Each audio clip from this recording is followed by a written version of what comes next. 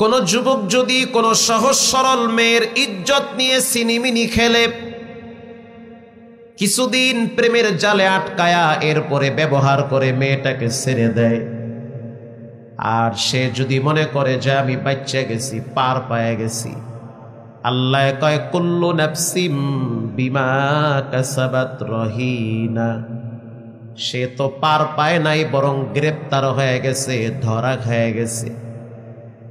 আজকে তুমি আর একটা মেয়ের ওন্না ধরে টান দিবা, সতীত্ব ধরে টান দিবা, অপেক্ষায় থাকো, কিছুদিন পরে তোমার ফ্যামিলির অনেক সদস্যদের সতীত্ব ধরে আর একজন টান দিবে, দেখবা, কাঁদবা, কিচ্ছু বলতে পারবা না, তাকায়া থাকবা। গত জুমার নামাজের পরে, গত পরশুদিন নামাজের পরে কারণ বাজার এক ব্যবসায়ী আসছে দেখা করতে। আমি তো জুমা পড়াই জিলপার সবচেয়ে বড় মসজিদটায়, রাজারবাগ পুলিশ লাইনের পাশে, এনএসআই এর লোকজন ভরা পুরা মসজিদ, 6 তলা মসজিদ, মুসল্লি হয় 5 থেকে 6 হাজার। তো সব কুতুব্য আড্ডাখানা ওই জায়গায়। জুমার সালাতের পরে এক ব্যবসায়ী আসছে, ভদ্র মানুষ, অনেক পয়সাওয়ালা। বাহিরে যে গাড়িটা দেখলাম, গাড়িটার দামই আছে 1 কোটি টাকা, ল্যান্ড ক্রুজার গাড়ি, অনেক সম্পদের মালিক। টেলিফোনে কথা বলল যে কিছু পার্সোনাল পরামর্শ আছে, কি করা যায়, আসেন দেখা করেন, সাক্ষাতে কথা হবে। তিনি বলতেছে, ভাই আমার 2টা মেয়ে, বড় মেয়েটা একটা ছেলের প্রেমে পাগল হয়ে গেছে, ছেলেটা আমার মেয়েকে ব্যবহার করে, আমার চোখের সামনে মেয়েটা ছেলেটার সাথে ঘুরতে যায়, আমি বাবা তাকায় দেখি, কিছু বলতে গেলে মেয়েটা আমাকে হুমকি দেয়। রাত্রিবেলা ঘরে এসে বলে, বেশি কথা বললে আমি ফ্যানের সাথে গলায় দড়ি দিব, মরমু আমি, তোমাকে লইয়া মরমু। আছে না নাই? অভাব নাই, ব্ল্যাকমেইল করে ফ্যামিলিকে। যদি কিছু বলা হয় তো গলায় দড়ি দিতে না পারলেও বাথরুমে গিয়ে হারপিক খাইয়া মরে থাকবে। আছে না এরকম ভাই? আছে। বাবায় বলে সব জায়গায় বেড়াগিরি দেখাই, কিন্তু নিজের ফ্যামিলির কাছে তো আর বেড়াগিরি দেখান যায় না। সব জায়গায় ক্ষমতা চলে, জোর চলে, মাস্তানি চলে, নিজের ছেলে মেয়ে স্ত্রীর কাছে এগুলো অনেকের চলে না। সে দুর্বল, অক্ষম হয়ে গেছে। কি করা যায়? তাবিজ দেন। হ্যাঁ, কয় কি আল্লাহ রে, তাবিজ দেন, তাবিজ চমকুই, আমি তো তাবিজ তো বুঝি না। আমি বললাম, ও ভাই, চোখের পানি ছেড়ে কোনো লাভ নাই, পরিবেশ নষ্ট হয়ে গেছে। যেই সমাজের ছেলে মেয়েরা মা বাবাকে জবাই করে, ওই সমাজে যে এখনো বেঁচে আছেন, এটাই তো অনেক বেশি, এটাই তো বেশি। যেই ছেলে মেয়ের জন্য 5 তলা বাড়ি বানাইছেন, একটা সময় দেখা যায় ওই বাড়িতে ছেলে মেয়েরা থাকে, মা বাবারে ঘাড় ধরে বৃদ্ধাশ্রমে পাঠায়া দেয়। নাই আপনাদের দেশে? অভাব নাই। যেই মেয়েটাকে লালন পালন করে বড় বানায়, একটা সময় দেখা যায় ওই মেয়েটা তার বাবার কল্লায় ছুরি ধরে। বর্তমান সামাজিক অবস্থা এত নৈতিক অবক্ষয়, যা ভাষায় প্রকাশ করা যায় না। বাবা খাওয়ার জন্য বাবার কলার ধরে, বাবা কি বাবা খাবো, সুবহানাল্লাহ না নাউজুবিল্লাহ, তো কইয়েন একটা কিছু, একাল বয়ে রয়েছেন ঠান্ডার মধ্যে চুপচাপ। বাবা খাওয়ার জন্য বাবার কলার ধরে। সামাজিক অবস্থা আজকে ছেলে মেয়েদের নৈতিক চরিত্র কোথায় গিয়ে দাঁড়াইছে? আমরা তো ভয় পাচ্ছি যে আমাদের নেক্সট জেনারেশন, আমাদের পরবর্তী প্রজন্ম, এরা কিভাবে বড় হবে, কোন দুনিয়া দেখবে, পরিবেশ কি পাবে, এটা নিয়ে বড় টেনশনে আছি আমরা।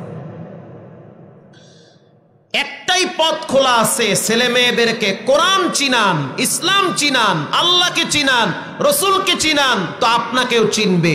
যদি আল্লাহকে না চিনান, ইসলাম না চিনান, রসুল না চিনান, কসম আল্লাহর, এক সময় আপনারাও চিনবে না। এটা কইলেও ঠিক, না কইলেও ঠিক, এটি ঠিক কথা। এক সময় মিলাই দেখেন কদ্দুর ঠিক। ভাইরা আমার, কুল্লু নাফসিম বিমা কাসাবাত রহিনা, প্রত্যেকটা মানুষ সে তার কৃত কর্মের কাছে ধরা।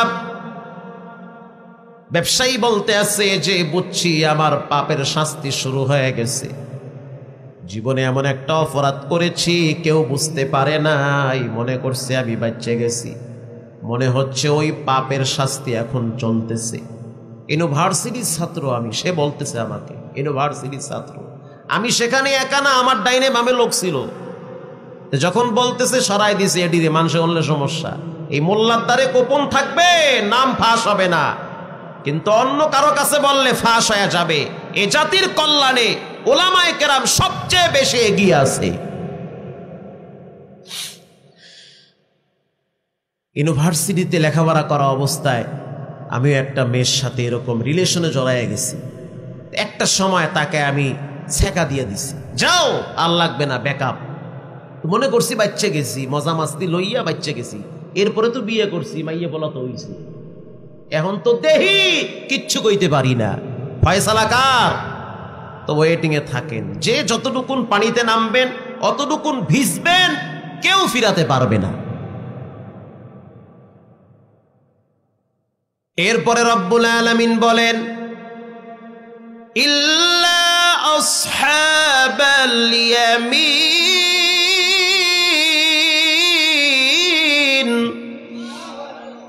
এই জন্য বলেছি বক্স লাগবে। আমি এখানে বসে শুধু 1 ঘন্টা তেলাওয়াত করবো, আপনারা খালি তেলাওয়াত শুনে যাইবেন, খালি ওয়াজ টস করে খালি একটু তেলাওয়াত করেন।